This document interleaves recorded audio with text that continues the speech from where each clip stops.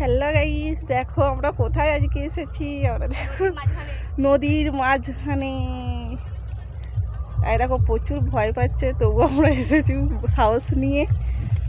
এই দেখো এখনো অনেকটা দেখো, সেখানে যেতে হবে, চোরা পড়ে গেছে। দাঁড়া দাঁড়া, মানু আসতে হয়, মানুষ বেশি দূর যাসনি, প্রচুর তো ভয় পাচ্ছে।